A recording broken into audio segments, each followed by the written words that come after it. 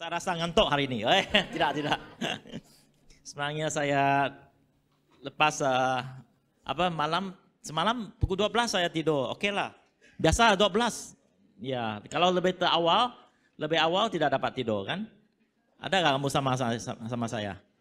Ada nggak? Kadang-kadang ada yang apa-apa masa pun boleh tidur asalkan ada katil. Tuh. Betul. Ya. Bagi yang tua kita tahu lah bila masa untuk tidur kan.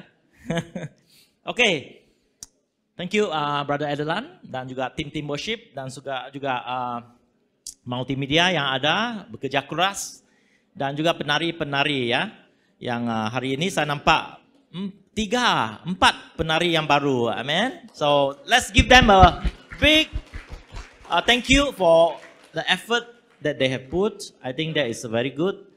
Because apa yang kita lakukan untuk Tuhan dan kita ingin belajar dan juga bertumbuh, ya. We have to grow, every one of us. Kerana kalau kita tidak bertumbuh, memang kita akan stagnan, ya, stagnan. Oleh itu Tuhan ingin kita bertumbuh juga dalam kehidupan kita. Amen. So I believe kalau kita berada di gereja, not only that we learn, ya, bukan saja kita faham tentang firman Tuhan, tapi kita harus faham dengan apa rencana Tuhan ada pada kita semua. Amen. And I really truly believe that God has a very big plan. Tuhan ada rencana yang besar kepada kamu semua. Lihat kepada orang yang kiri kanan, ya. Katakan kepada mereka, Tuhan ada rencana untuk kamu. Amen. 2 minggu yang lalu saya pergi ke Singapura, ya. Ada ketemu seorang Datuk Idris Jala. Kenal gak kamu? Datuk Idris Jala, ya, terkenal dengan transformasi kerajaan, ya. Dia ada satu cerita yang saya rasa sangat menarik. Mungkin untuk hari ini kita juga boleh belajar daripada cerita ini. Masa dia kecil, mereka di tempat pegunungan kan? Kamu tahu Bekalalan kan, tempat tu kan? Semua disurround oleh gunung kan? Tapi ada satu masa orang Australia, orang British datang ke tempat mereka. Kenapa? Kerana ada satu peperangan, konfrontasi antara Indonesia dan Malaysia. Ya, kalian yang tahu konfrontasi itu maksudnya kamu sudah tua. Sejarah ada belajar kah? Konfrontasi 1963, ya. Masa itu orang British berkemah di tempat mereka. Apa yang berlaku adalah pada malam-malam tertentu mereka akan letak skrin yang besar, ya, skrin yang besar. Mereka letak gambar wayang tayangan Elvis Presley. Oh, dunia mereka lihat movie pada masa itu. Tapi orang kampung tu tak boleh masuk ke tempat tu. Mereka haruslah berada di luar sana untuk melihat gambarannya. So dia ada cerita lah. Masa tu dia ingat Elvis Presley is left-handed. Kenapa? Karena dia di belakang skrin tu tengok Elvis Presley main gitar, terbelik. Dia ingat Elvis Presley left-handed. Tapi apa yang menarik ini adalah apabila mereka melihat movie-movie ini, mereka ada bayangan, impian. Wow, dunia ini lebih daripada pegunungan. It's more than just mountain. It's more than just paddy field. It's more than just the cow that you have. Mereka ada impian. Wow, we can go further than our mountain, beyond the mountain. Dan you know what? Mereka tahu education is the key. Education is the passport. Untuk mereka lepas daripada pegunungan, pergi ke bandar-bandar besar. Dan mereka mempunyai impian. Saya ingin berusaha, belajar bersungguh-sungguh supaya saya dapat pasport ini. Dan pada hari ini, Datuk Idris Jala, kita kenal semua.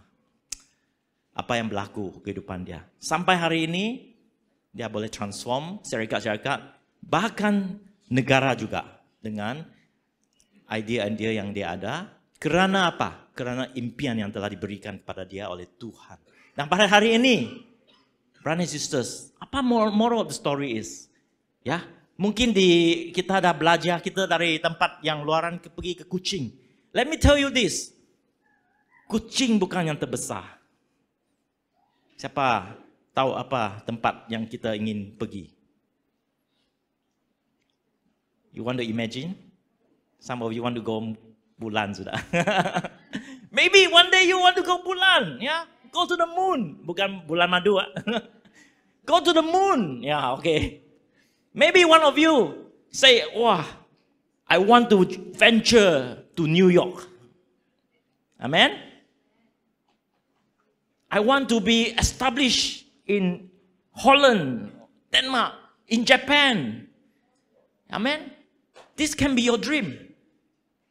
Brothers and sisters, Kuching kalau kita lihat, Kuching mungkin bandar yang besar, tapi ada lebih lagi. So let this be a dream. I believe God has placed that dream in you. Amen. Bukan Kuching saja, tapi lebih besar lagi ke seluruh dunia. Dan saya percaya kalau we hold on to the dream and we berusaha, dan hari ini memang tepat untuk kita belajar keobahan ini, ya. Kita berusaha, kita mempunyai sikap yang the right sikap, kita mempunyai kebijaksanaan, and God will bring you there. Amen. So hari ini saya ingin kita sama-sama, ya. Keobahan hari ini adalah tentang keputusan yang tepat. Ya, we have to make the right decision. Tadi kita dengar daripada Brother Adlan, expectation. There is an expectation in ourselves, our own self. Bukan mama yang bagi expectation untuk kita. It's not our parent give us expectation. You owe it to yourself. Kamu hutang atas diri kamu untuk mempunyai expectation yang besar dalam kehidupan kamu. If we do not have that expectation in ourselves, susah kalau kita hidup di dunia ini. We will be dengan keadaan sini sana, just like things happening, we will follow the trend. Ekonomi tidak bagus, kita pun sama-sama. No, we should have greater expectation in our life. Amen. So today we want to see how we can make the right decision dalam kehidupan kita. Ya, kita akan baca dalam buku Pengkhotbah 11 ayat 1 sampai 6. Mari kita berdiri. Kita akan baca, teruskan, saya akan doa, dan kita akan teruskan dengan apa firman Tuhan mengatakan. Oke, saya akan baca hitam, ya, saya black color, dan kamu akan baca merah. Boleh? 1, 2, 3. Lemparkanlah rotimu ke air, maka engkau akan mendapatnya kembali lama setelah itu. Berikanlah bahagian kepada 7, bahkan kepada 8 orang. Kerana engkau tidak tahu malapetaka apa yang akan terjadi di atas bumi.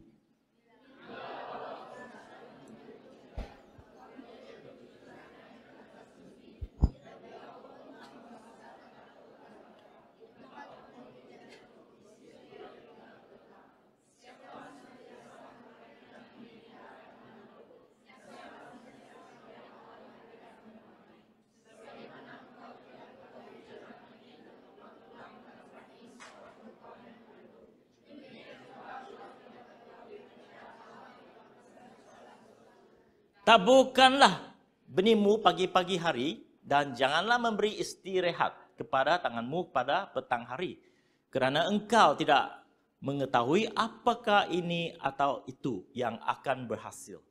Atau kedua-duanya sama baik. Amin. Mari kita berdoa. Tuhan, kami serahkan masa ini ke dalam tangan-Mu, supaya Engkau akan memimpin kami dalam firman-Mu dari Pengkhotbah yang telah Engkau beri ilham kepada dia untuk menulis ayat 1 sampai 6 bab 11. Nah, pada hari ini kami ingin belajar daripada Pengkhotbah supaya Engkau Tuhan memimpin kami menjadi seorang yang luar biasa dalam rencana-Mu. Pada saat ini serahkan saya Tuhan, hamba-Mu, untuk memberikan firman secara efektif. Dalam nama Yesus kami katakan amin. Amin. Oke, satu perkara yang sangat-sangat menarik kalau kita katakan kepastian, ya. Actually, there is only one certainty. Hanya satu kepastian di dunia ini. kepastian ini adalah apa? Ketidakpastian. Oke, next slide. Kepastian, apa yang pasti adalah ketidakpastian. Logik kah? Mungkin bahasa saya salah. There is only one certainty, there is uncertainty. Kerana apa? Welcome everyone. Kerana kalau kita ada so far, right, we hear about the Ukraine war, right? Sampai hari ini pun tak selesai. Ini tidak pasti apa yang berlaku. Beberapa hari yang lalu, negara China pun dilanda kebanjiran yang sangat-sangat teruk. Saya bayangkan saya sendiri ya, kalau saya tinggal di negara begitu, Ukraine, mungkin saya seorang pekerja, ada keluarga seperti ini, making a living, pergi gereja dan apa-apa. Tapi ada juga ketidakpastian. What happen there is if there is a war?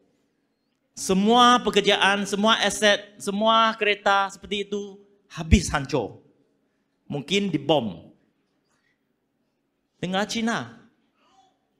Negara tu ini berlaku di Beijing. Kamu tahu Beijing, paling besar city, the most happening city in the world. Beijing, next to New York. Canggih betul kalau kita pergi sana. Tapi apa yang berlaku? Banjir datang, hancur semua harta tanah.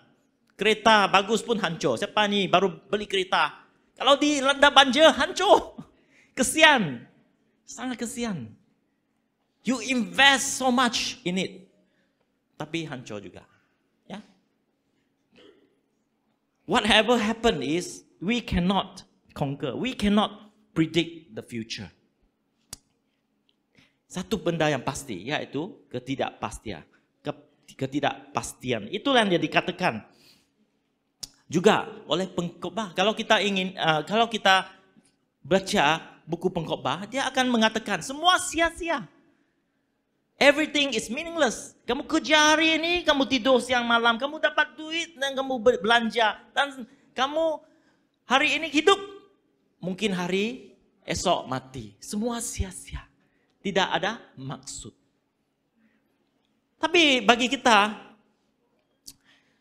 ada seorang katakan, only dead fish, hanya ikan yang mati, will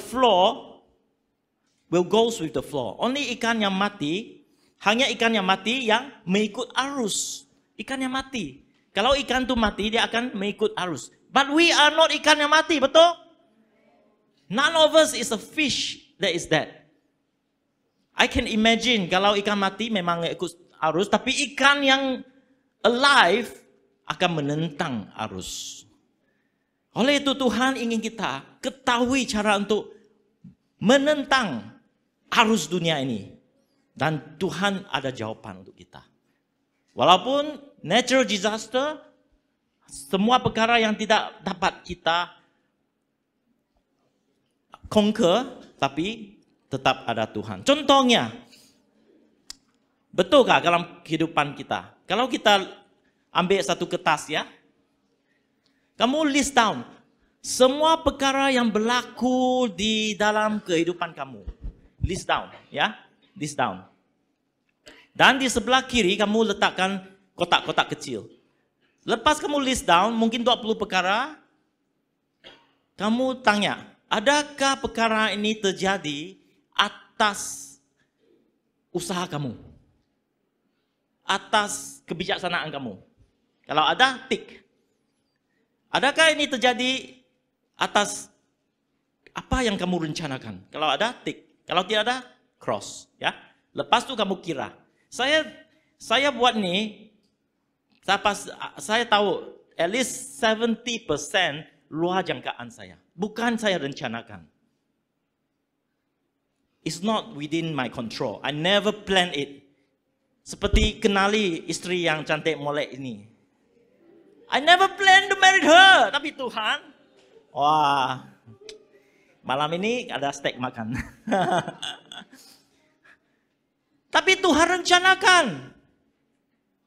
Kerana Tuhan yang terlibat dalam kehidupan saya. Amen. So when we tick, we realize 70% of what we plan we cannot control. But God is involved, we can be a winner. Amen. Oleh itu pada hari ini sangat-sangat penting untuk kita capture apa Tuhan ingin sampaikan kepada kita.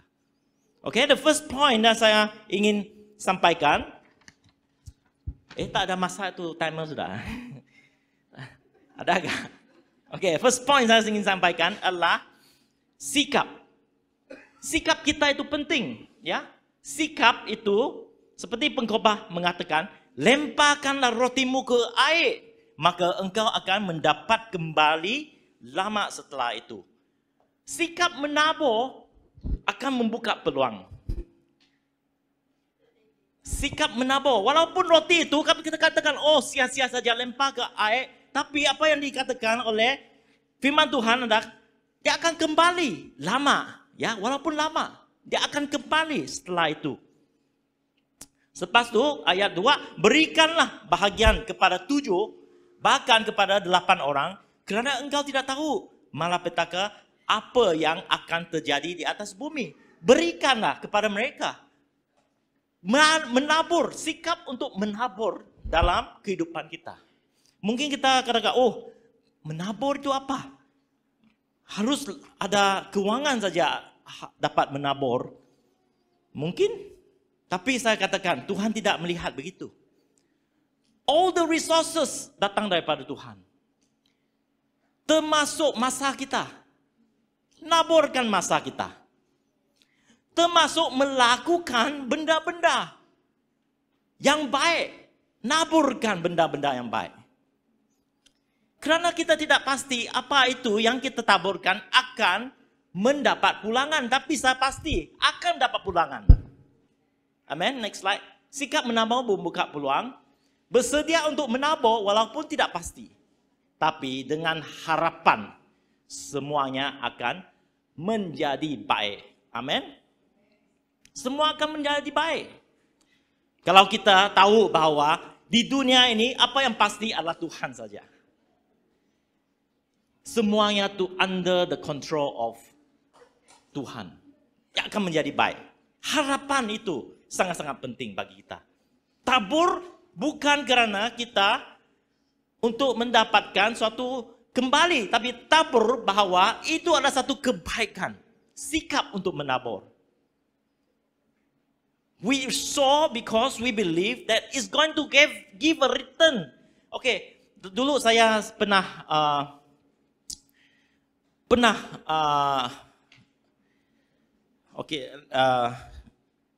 begitu perasaan saya tentang apa yang saya sangat tekan, ya. Dahulu saya pernah belajar di sekolah di KL. Tujuannya untuk pergi ke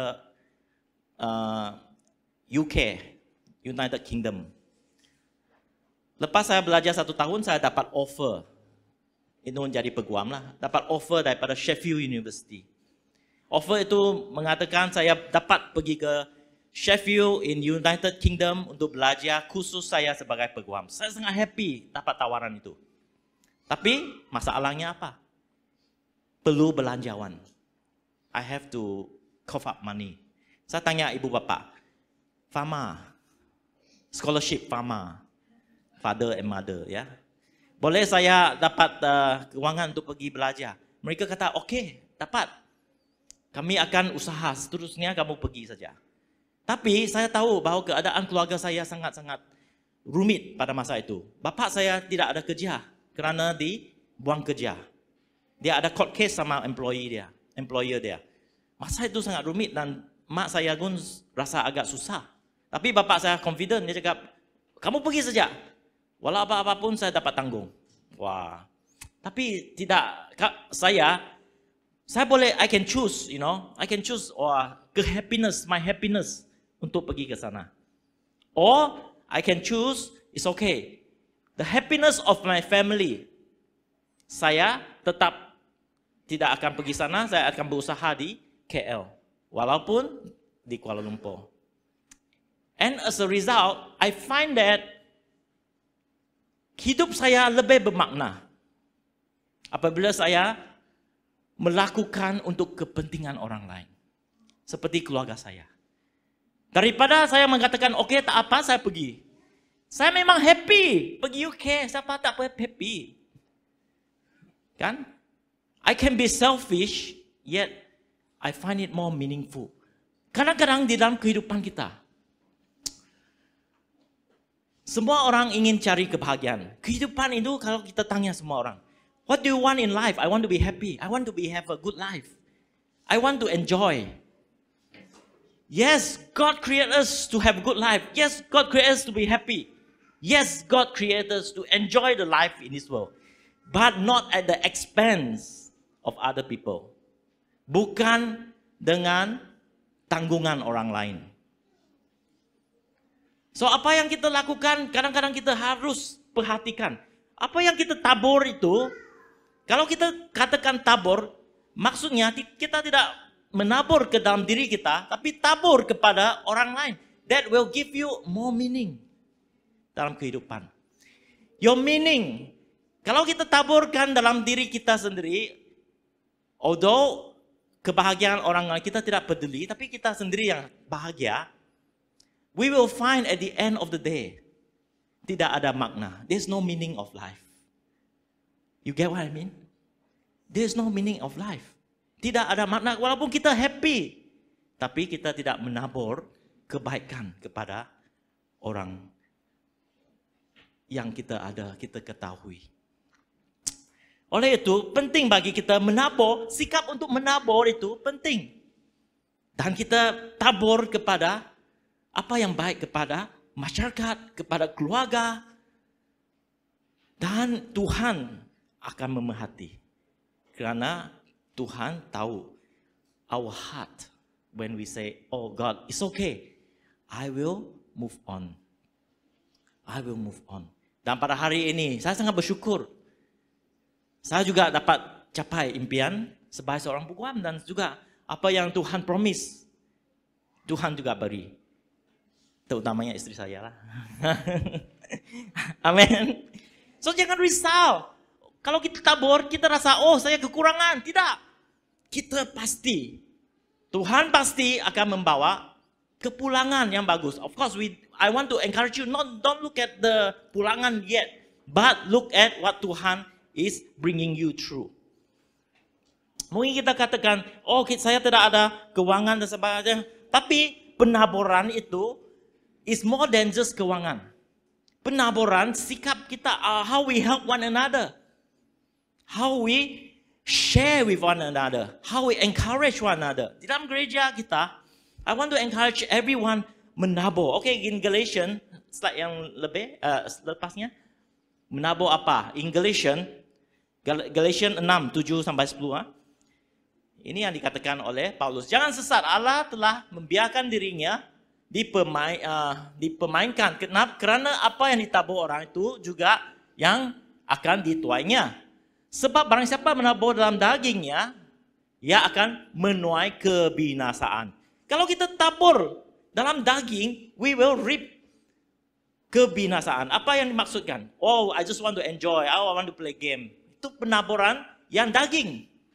Ya, bagi orang ya, I want to be attracted to the world. Is penaburan daging. Tapi apa yang dikatakan? Siapa yang menabur dalam roh akan menuai. Ya, menabur roh adalah seperti benda yang membawa makna untuk tujuan kerajaan Tuhan.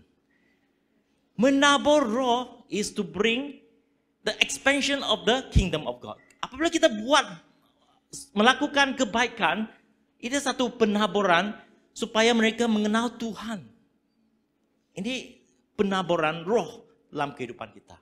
Apabila kita berdoa untuk sahabat kita, ini penaburan roh dalam kehidupan kita. Apabila kita mendorong satu sama lain supaya mereka mengenal Tuhan lagi, ini penaburan roh dalam kehidupan kita.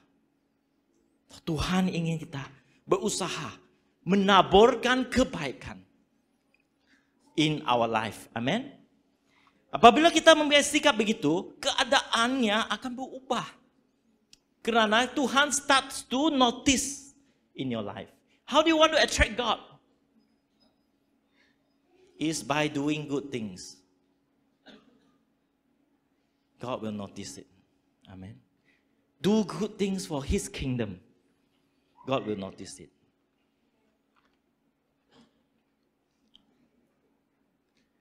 Kita harus cari peluang dulu. Daripada peluang untuk mendabur kebaikan daripada mencari keuangan sahaja. Daripada cari keuntungan sahaja. Sebagai pekerja juga, saya pernah seperti experience ya dalam perjalanan saya seorang pekerja. Kadang-kadang kita bekerja, masa tu saya bekerja, start when as a lawyer, pendapat saya hanya 1,600, slightly above minimum wage, minimum wage. Tapi tak apa. Standard itu, at that moment, pada masa itu, tidak apa. Saya tetap berusaha. Saya tetap berada di syarikat itu. Walaupun ada syarikat yang bagi lebih. Kenapa? Kerana saya pasti bahawa saya dapat belajar. Saya ada opportunity. Saya ingin ada peluang untuk belajar sebagai peguam. Walaupun gaji itu kecil. Dan apabila kita diberi peluang itu, walaupun masa itu panjang, tapi kita ambil peluang, kita tidak tengok, oh saya tidak ada OT, kenapa mau luangkan masa panjang untuk bekerja. Tapi tengok peluang itu. Apabila kita lihat, peluang itu adalah aset. Peluang itu akan membawa peluang yang lain. Kita lakukan. Amin. So mindset kita adalah harus berubah. Apabila untuk membuat keputusan yang tepat. Bukan hanya melihat pada keuangan. Tapi melihat kepada peluang. So untuk kita sebagai seorang pelajar atau seorang pekerja. Lihatlah apa yang Tuhan dapat lakukan melalui peluang ini. Taburkan. Sikap menabur dengan kebaikan. Walaupun kita tidak dapat keuntungan hari ini atau berhasil. Tapi lihatlah apa yang Tuhan dapat lakukan dalam penaburan kalian itu. Seperti yang dikatakan di ayat 2 itu, ayat 6, taburkanlah benihmu pada pagi hari, jangan memberi istirahat kepada tanganmu pada petang hari, kerana engkau tidak mengetahui apakah ini atau itu yang akan berhasil, atau kedua-duanya yang sama baik. Kita tidak tahu apa yang akan berhasil, tapi berilah pada Tuhan. Katakan, Tuhan, saya pasti I will have a hope that whatever I sow will produce fruit. Good fruits. Amin. Yang kedua adalah kebijaksanaan. Apabila kita menabur, apabila kita mempunyai sikap untuk membuat keputusan, kita harus juga mempunyai kebijaksanaan membuat keputusan. Mengikut kebenaran. Ya. Apa yang dikatakan di firman Tuhan adalah, verse 3 ya, ayat 3. Bila awan-awan sarat mengandung hujan, maka hujan itu dicurahkan ke atas bumi. Dan bila pohon tumbang ke selatan atau ke utara, di tempat pohon itu jatuh, di situ ia tinggal terletak. Dalam dunia ini kita tahu bahawa kita tidak boleh bercanggah sama the natural law of this world. Apa yang telah ditentukan di dunia ini, kita tidak boleh bercanggah. Kerana di dunia ini ada sistem. Kebijaksanaan adalah untuk kita menggunakan sistem to our advantage. Tapi apa yang kita lakukan haruslah ada kebenaran. Kerana kebenaran itu adalah sistem Tuhan. Amen. So kita, the next slide I want to show you. Apa yang diperhatikan adalah tentang adanya sistem yang terjadi di alam semesta yang harus kita ikuti. That is called natural law. Tuhan yang membina dunia ini. Dan Tuhan yang memberikan dunia ini undang-undang. Atau prinsip undang-undang. Atau kalau kita lemparkan batu itu, batu itu akan jatuh kah? Tentu ada kan, kerana prinsip undang-undang gravity. Tapi manusia dapat go beyond gravity. Pakai kapal terbang, pergi roket sampai bulan. Kenapa? Manusia bukan menentang gravity law, tapi manusia work around the law of gravity. So for us as Christian, we have to work around undang-undang atau prinsip-prinsip dunia ini, tapi dengan kebenaran Tuhan. Amin. Dan ini adalah kebijaksanaan yang Tuhan bagi kita, semua orang pada hari ini. Kerana kebijaksanaannya datang dari firman Tuhan. Apabila kita baca, kita tahu. Okay, next slide. Inilah yang saya mau tunjukkan. Natural law, man's law. Tapi undang-undang manusia itu mungkin bercanggah dengan natural law.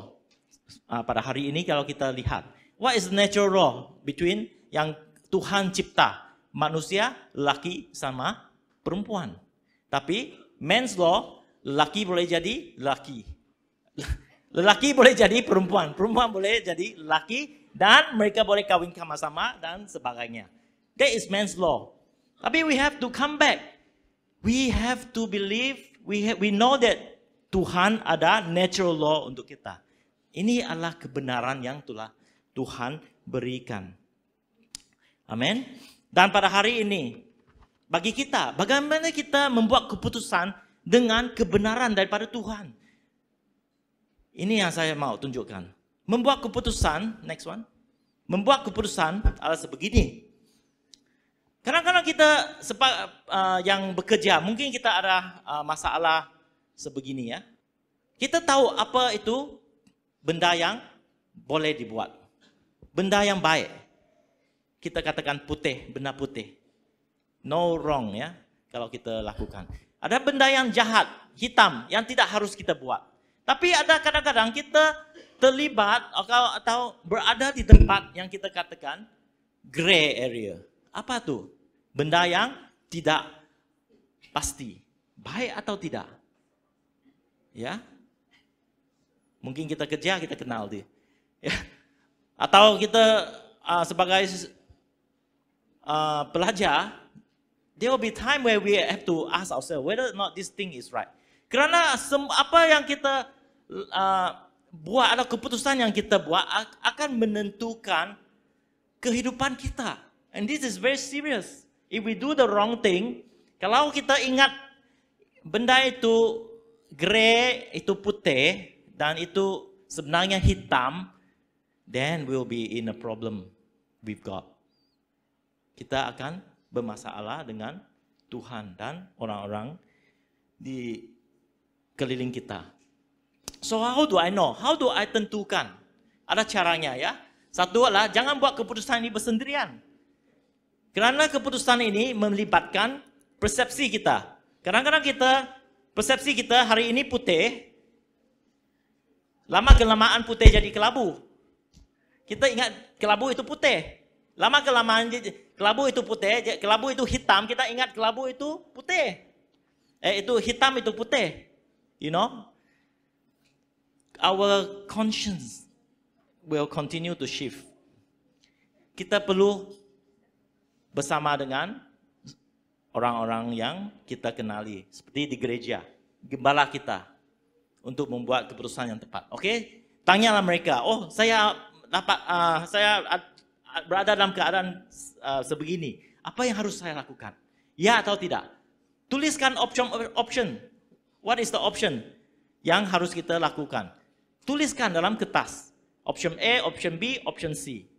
Dan apabila kita berbincang dan kita katakan, okay, we'll take option C. Step langkah ketiga adalah tanya. Kalau orang ketahui kertas yang kita tulis ini, ada option B, C, A, B, C, dan kita ambil option C, adakah mereka, kalau disebarkan di luar, adakah mereka mengatakan ini adalah salah? Ya, kalau ada, tentunya ini benda hitam. That it is the wrong thing to do. Kalau tidak, silakan. Because ini melibatkan etika seseorang, etika keputusan itu. Ya, paham apa yang saya ingin sampaikan? Ya, I want to help every one of us here to understand this. And kebijaksanaan semuanya harus datang daripada firman Tuhan apabila kita melakukannya. Dan dalam ada satu perkara yang saya juga ingin sentuhkan adalah apabila kita berada dalam masyarakat, kadang-kadang kita berdepan dengan perkara yang gelap, perkara yang tidak baik. Sebagai seorang Kristian, kita harus mempunyai kebijaksanaan untuk melakukan, jangan kita kutukkan benda yang tidak baik. Jangan kita kutukkan. Don't curse it. Mungkin dalam syarikat kita atau tempat-tempat kita bekerja atau belajar. Ada politik. Kamu tahu politik. Ada orang, ada tim A atau tim B. We don't have to curse it. We don't have to say, okay, this is not good. But what you need to do is to introduce terang. Introduce goodness. Bawalah terang ke dalam syarikat itu. Dan itu akan membezakan atau memberi satu makna kepada transformasi dalam syarikat itu. Okay, next slide. Kamu dapat membawa terang dalam kegelapan. You can bring the light. And apabila kita bawa terang, kita tak payah kutukkan, oh itu benda yang jahat. Tidak. Tapi bawa terang, benda itu akan hilang. Because when they see the light, they will expose themselves dalam kegelapan. Okay?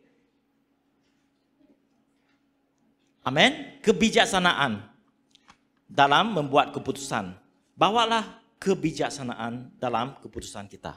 Yang ketiga, apa yang kita ingin dengar tentang keputusan yang tepat adalah usaha. Lakukan tanpa kira waktu atau susah. Lakukannya, usaha, bukan usalah. Usaha, bukan usalah. Ya.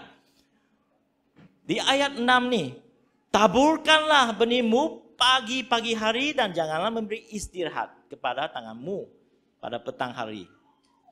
Terus pagi tabur, petang tabur, jangan takut waktu, jangan tidak kira waktu, pagi atau petang, taburkan saja. Dan tidak kira ada keuntungan atau tidak.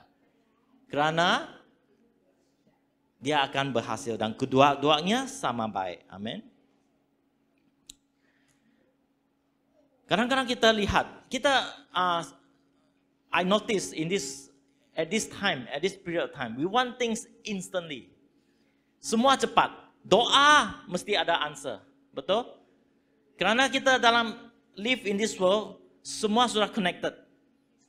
Instant noodle pun. Kalau mau makan cepat. Dapur saja makan. Wah. Kalau mau beli benda, Shopee, instant. 2 hari tidak boleh tahan sudah. Apa lambat sangat nih? Pos laju nih, pos lambat. Nah, betul? Instant, because we want a gratification. Kita mau satisfaction sebenarnya. Doa pun kita mau cepat. Tuhan kenapa belum? Kamu tahu gak?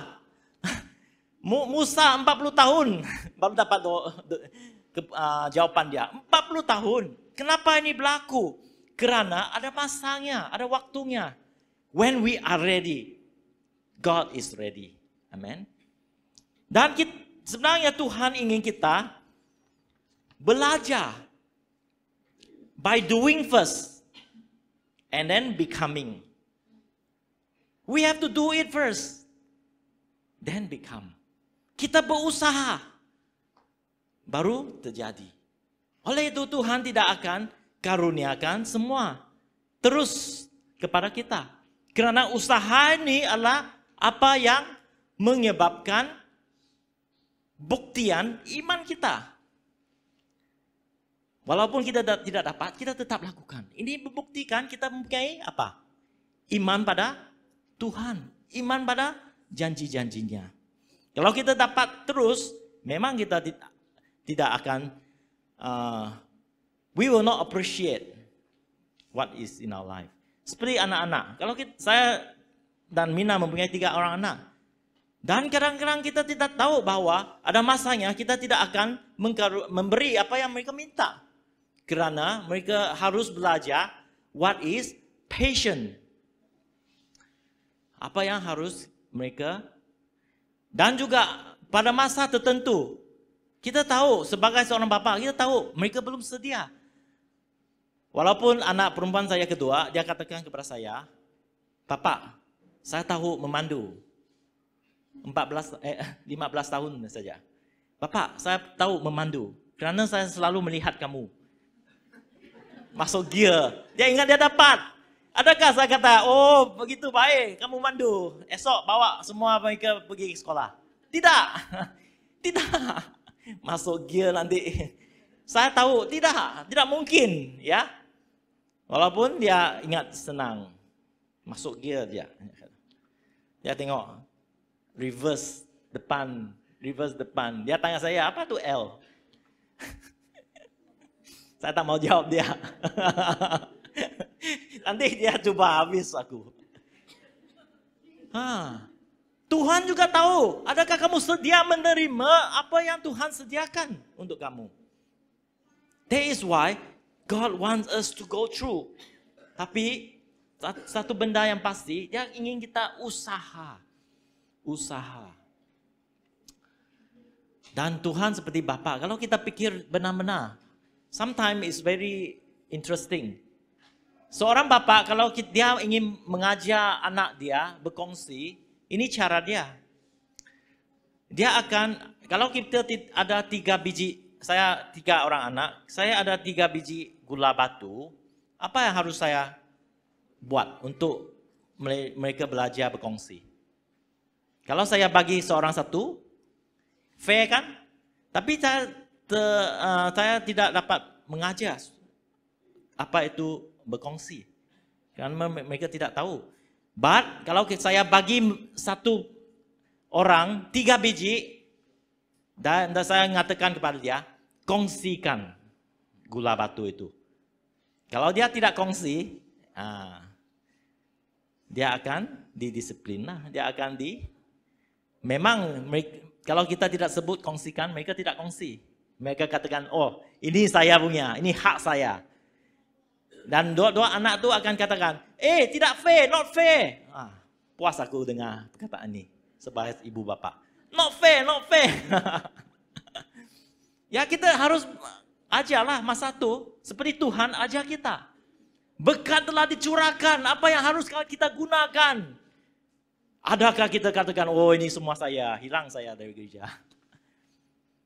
Ada satu cerita, seorang pastor, dia ternampak seorang jemaat dia datang. Dan dia shake hand. Oh kamu orang baru kan, tanya pastor itu. Tidak pastor, saya dah lama di gereja. Dah lama di gereja? Kenapa saya tidak lihat kamu? Oh lama aku datang dulu di gereja. Habis tu kenapa tak datang? Lama tu aku dapat blessing from God. Tapi blessing tu memerlukan saya bekerja. Hari Ahad. Kerana pengusahaan saya terpaksa kerjalah. Saya tak ke gereja. Tak boleh ke gereja. Tak ada masa. Kenapa hari ini kamu ke gereja? Oh kerana saya bankrupt sudah. Saya bankrupt datang ke gereja lah. Cari apa? Cari Tuhan atau keuangan? Atau duit? Itulah soalan yang harus kita answer.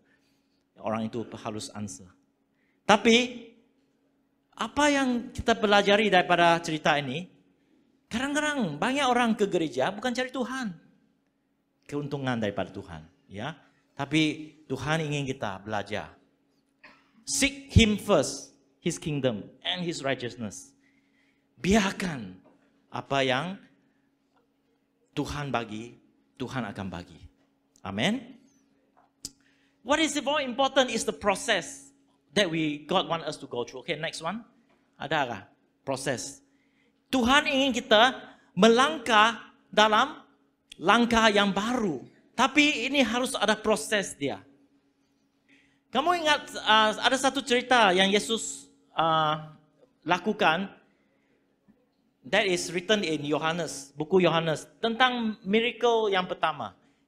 Dan pada masa itu, apa yang Yesus lakukan ini, walaupun kita bacakan, kita lihat air menjadi anggur. Air dapat menjadi anggur. Tapi the point of this thing is bukan anggur itu yang Tuhan ingin kita lihat. Tapi apa yang Tuhan ingin kita lihat adalah iman kita. Proses iman kita. Kalau kita lihat apa Yesus lakukan. Yesus mengatakan, Maria tanya Yesus, Yesus, kamu boleh buat sesuatu kah? Kerana mereka tidak ada minuman anggur pada hari itu, sudah habis. Dan Yesus katakan, itu bukan masa saya, belum sampai. Tapi ikutlah arahan saya. Pada masa itu ada jak-jak. Itu apa tu? Takung ya, takung. Kamu tahukah air takung itu digunakan untuk apa? Bejana. Pada masa itu, bejana yang digunakan oleh Yesus itu adalah untuk cuci kaki. Cuci kaki. Dekat rumah kita kan, kita pergi cuci kaki itu bejana. Tapi Tuhan Yesus dapat menukarkan air itu kepada air anggur.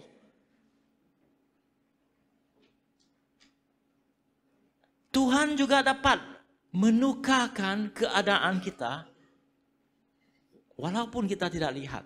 Apa yang kita lakukan itu akan menjadi satu yang sangat berhasil. Seperti air anggur. Mungkin kita lihat, keadaan saya pada masa ini seperti air yang digunakan untuk cuci kaki. Tapi kita tetap harap pada Tuhan. Walaupun bukan masa. Yesus katakan, itu masaku belum sampai. But I will still do it. Tuhan tetap akan melakukan untuk membina iman kamu. Dan perjalanan iman dalam kehidupan kita semua sangat-sangat penting bagi Tuhan. Kerana langkah ke dalam keimanan itu akan membawa kita lebih berkenan kepada Tuhan. Dalam Hebrew 11 ayat 6.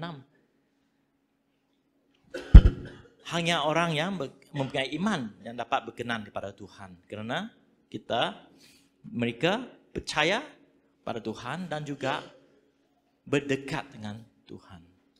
Mencari wajah Tuhan. Hari ini adakah kita mencari wajah Tuhan? Dalam keputusan kita, usaha kita. Adakah kita mengatakan, Tuhan, walaupun saya tidak nampak hasil pada hari ini, saya tetap menabur. Saya tetap berusaha melakukan yang terbaik. Saya tetap melakukan dalam kebenaran. Dan saya pasti ini akan berlaku. Tuhan akan membawa usaha kita kepada berhasil. And God will intervene. God will intervene into our life. But we have to come back to God and reflect.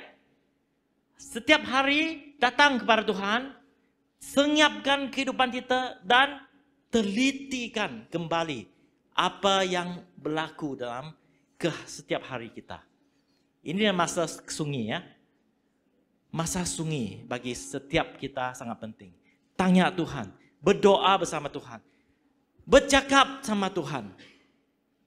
Tuhan, adakah ini yang saya lakukan betul atau tidak? Benar atau tidak? Adakah ini, kenapa ini belum ada result?